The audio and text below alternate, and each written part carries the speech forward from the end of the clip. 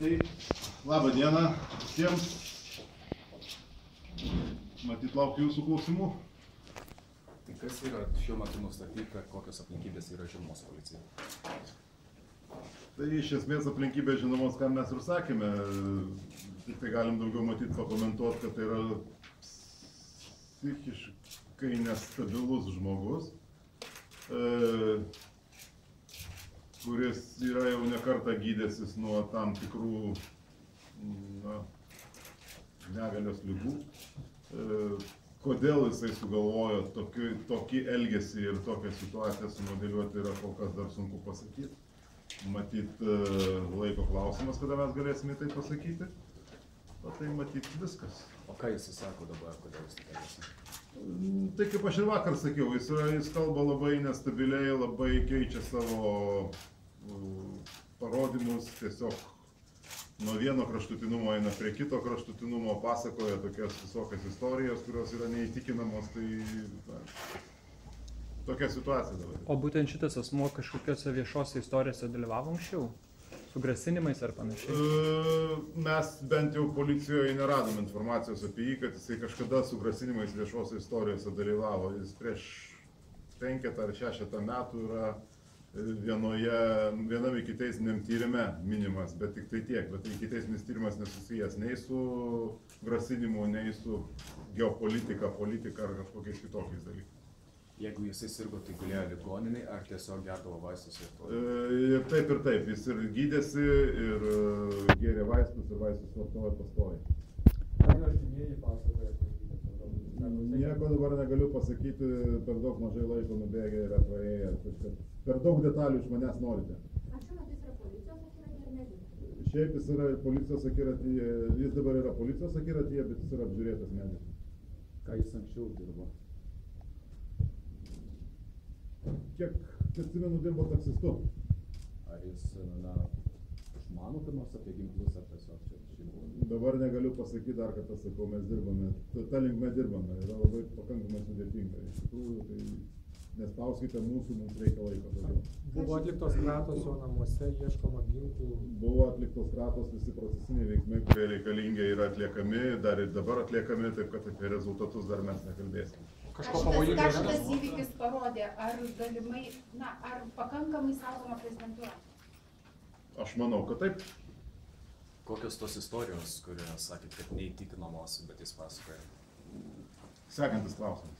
Bet vis tiek paminėkite pavyzdį, ar čia su politika susiję? Visiškai nesusiję su politika, visiškai nebuvo paminėtas nei vienas žodis apie politiką, geopolitinę situaciją ar kažkokias politinės pažiūras.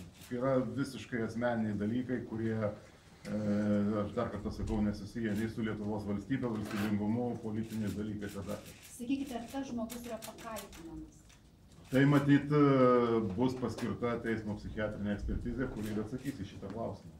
O vakarykštė situacija buvo kilusi grėsmė jo paties gyvybei? Ta prasme. Ar snaiperiai buvo pasiruošę?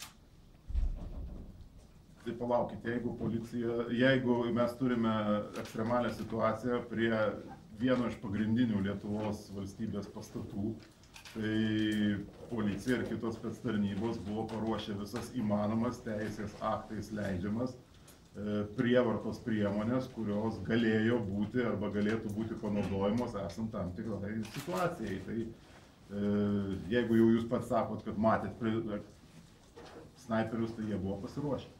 Ar po to, kai lagamine nebuvo rastas sprogmenų, jam nebus perkvalifikuoti įtarimai? Čia jau spręs prokurorai ir tyrėjai vėliau.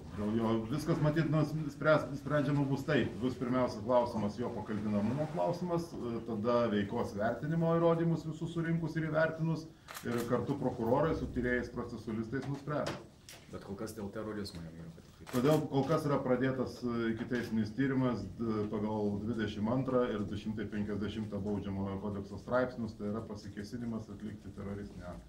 Ar jis yra Vilnietis ar atvykęs? Taip, yra Vilnietis. Ir gimęs čia, ne? Dėl gimimo negaliu pasakyti, bet yra Vilnietis. Ar tai universiteto darbuotojas? Ne. Ar lietuvių tautybės? Taip. Ar ankstesnė jo veika su kažkokiais nusikaltimais? Ne, visiškai ne, visiškai ne. Jisai, dar kartą sakau, buvo minimas viename ikiteisminiame tyrime, kuris su smurtu nesusijęs. O kokia šeiminė padėtis? Išsiskyręs, išsituokęs. O kokie buvo tie 3 ar keli galimi scenarijai, kaip planuojama buvo spręsta krizė? Palikai čia mums trupučiuką paslapčių turėti, viską norite žinoti. Bet kai vakar buvo priimtas sprendimas jį sulaikyti, reiškia, buvo įvertinta, kad jisai yra neadekvatus ir iš tikrųjų tikriausiai grėsmės nekelia.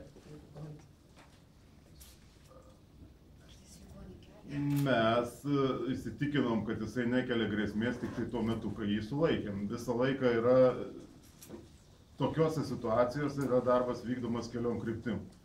Ir aš neatskleisiu visų taktinių mūsų veiklos niuansų, bet taip mes rinkome informaciją, mes įstebėjome, žvalgai dirbo savo darbą ir yra tas matomas ir nematomas policijos darbas. Tai to nematomo darbo metu ir informacijos analizės metu mes turėjome, sakykime taip, 99% tikimybės, kad jisai neturi nieko. Dėl to ir buvo nenaudojamas joks šaunamasis ginklas ar jokia dar kažkokia baisesnė priemonė. Bet visą laiką lieka tas 1%. O kada mes atvykstame į įvykio vietą, iš pat pradžių, ir manęs jūsų kolegos klausė, kodėl iš karto mes jo ten nebandėme sulaikyti ar dar kažką, tai kada atvyksta į įvykio vietą ir nieko nežinai ir matai tokį žmogų su kyšančiais laidais iš lagamino, tai faktas tas, kad negali rizikuoti. Turi įvertinti situaciją, pamatyti, kaip viskas vystosi, kaip ta situacija vystosi. Kas tas žmogus, kaip jis elgėsi, eina į kontaktą, neina ir taip toliau. Ir tada priminė tam tikrus sprendimus. Tai mes vakar, aš manau, per labai trumpą laiko tarpą išsprendėme šitą klausimą. Ar jums buvo problemų išsiaiškinti, kad tas žmogus yra psichinis ligonis? Ar greitai gavote šitą informaciją? Mes šitą informaciją gavome jau tik po to, kai jį sulaikėm, viską išsiaiškinom. Aš dar kartą sakau, kadangi jo neįmanoma, jis nebuvo žinomas, mes jo net pažinom, mes nežinom, nei jo vardo, nei pavardės, tai kaip galima išsiaiškinti informaciją, kad jis yra vienoks ar kitoks žmogus. Ar jis buvo išgėręs, ar nebuvo išgėręs. Ar narkotinių medžiagų vartojęs? Ne. Ar steigęs kitų psichiką veikiančių medžiagų? Nežinau, negaliu pasakyti, dar cheminis tyrimas neatliktas. Sakykit, ar jis darytumės kažkokius reikalavimus visiems pateikti, ar ne? Jo reikalavimai, kaip ir vakar sakiau, buvo migloti ir jeigu jūs mane paprašytumėte ir šiandien vienu sakiniu apibūdinti jo reikalavimus, aš neatsakyčiau. Ar bus prašoma jį suimti? Taip. Tai kada? Nežinau, kai busim pasiruošę. Procesas mums duoda 48 valandas. O tie buteliai, kurie buvo rasti, jie buvo tušti? Taip. Ar nuo alaus buteliai? Ne. O jūs gal atkūrėt... Tik nufotografavote. Gal atkūrėt tos situacijos pradžią, kaip jis ten atsidūrė, ar jis atvažiavo, ar atėjo pėsčias? Taip, mes atkūrėm, tai yra ikiteisminio tyrimo dalis. Ir aš jums kol kas negaliu atskleisti. Palaukit, pakentėkit. Ar aiškėja, kad čia buvo suplanuota jo šitą? Aiškinamės, negaliu atsakyti dar. Ar jis veikė vienas? Taip.